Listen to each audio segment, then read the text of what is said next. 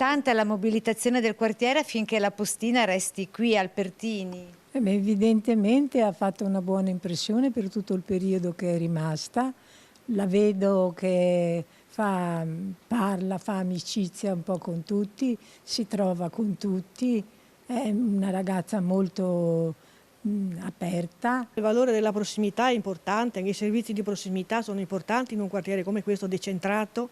Poi appunto, come mia madre diceva poco fa, il fatto che la postina sia riuscita a raccogliere tanti amici, ad avere un buon rapporto così buono, così bello con gli abitanti, indica che è una persona per bene, una persona simpatica, brava, che sarebbe il caso che si riuscisse a far restare qui da noi. Quindi avere fiducia su una persona è estremamente importante.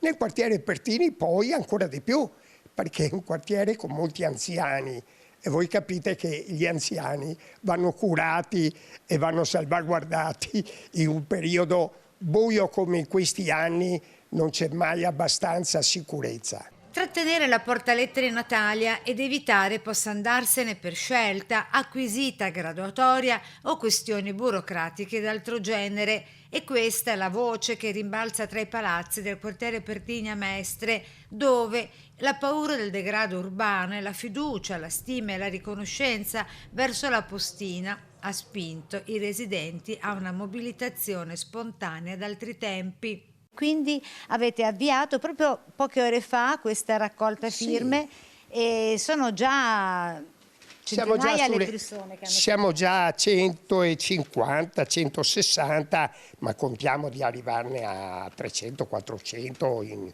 un paio di giorni, perché la gente poi viene qua a bussarci sulla porta e ci chiedono datemi da firmare, datemi da firmare. La raccolta firme avviata dai residenti per la loro postina di fiducia cristallizza l'affetto profondo e il granitico affidamento collettivo riposti in un volto simbolo della quotidianità dell'intero rione. Ormai siamo tutti conosciuti, no? Se quanto bisogno meglio di chiedere, di sapere, così più meglio, no?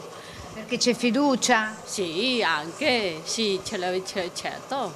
Brava ragazza, brava donna, faceva il suo servizio normale, regolare, educata con tutti.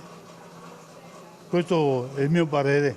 Che è pronta a dare una mano a tutti, per questo credo che sia così piacevole per tutti e che nessuno la voglia mollare. Avere una rappresentante che ha la fiducia di un quartiere non è qualcosa di bello anche per Poste Italiane? Quindi lasciatecela qua con noi, che la curiamo e lei cura noi.